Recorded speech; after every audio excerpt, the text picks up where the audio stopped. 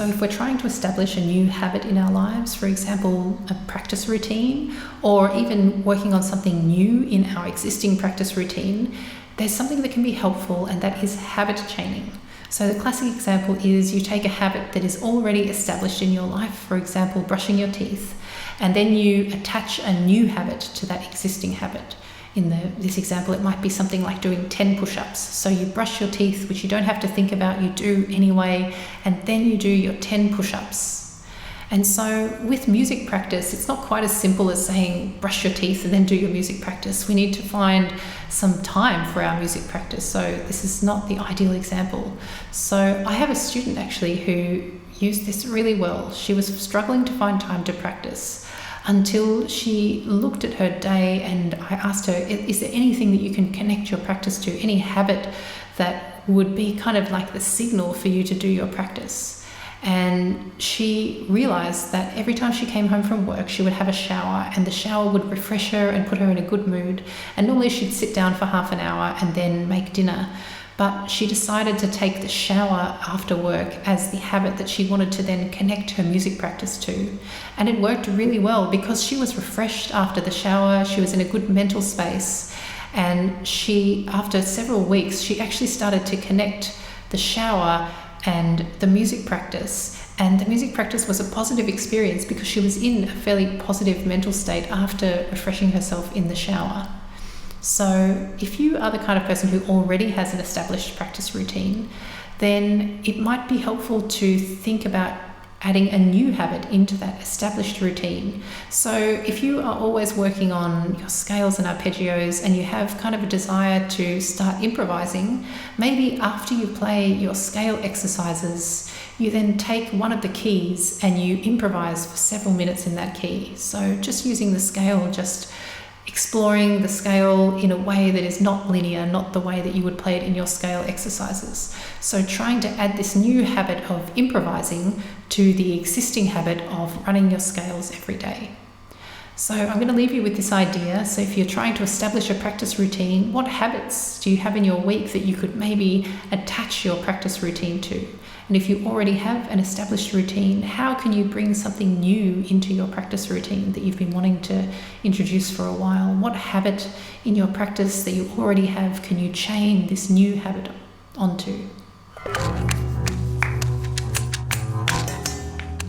Hi, I'm Erica. I am a musician and music teacher, and I hope you enjoyed today's video. If you did, hit the like button and don't forget to subscribe for more practice tips, motivation and inspiration.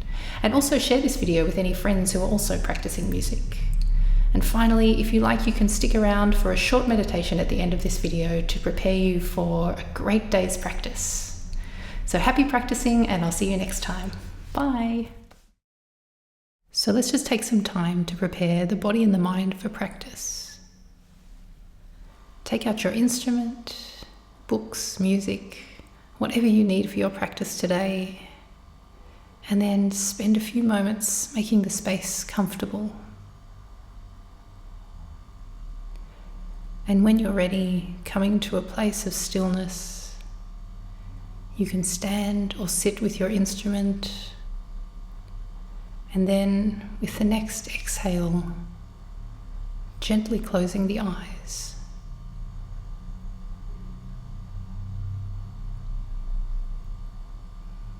Bring your awareness to your breath.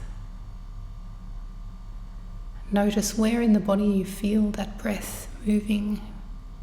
The nose, the throat, chest, diaphragm. Where you feel the rise of each inhale and the fall of each exhale.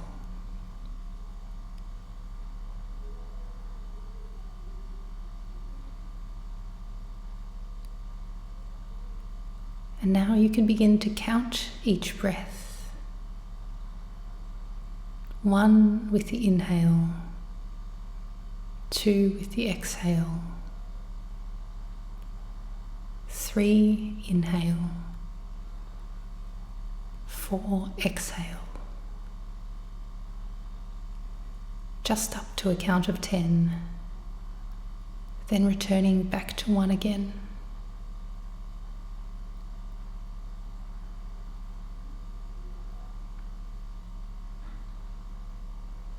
And if any thoughts appear in the mind, simply noting, thinking, or any feelings, noting, feeling, and bringing the attention back to the breath.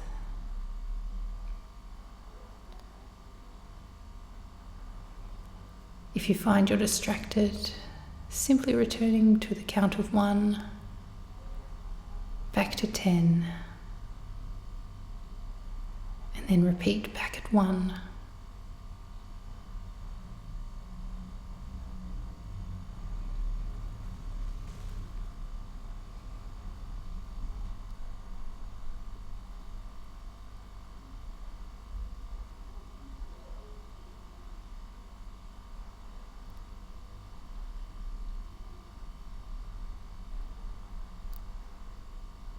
So now slowly bringing your awareness back to the body,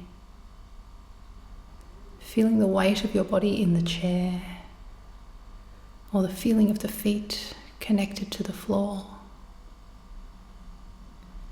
Maybe the feeling of your instrument under your fingers, its texture.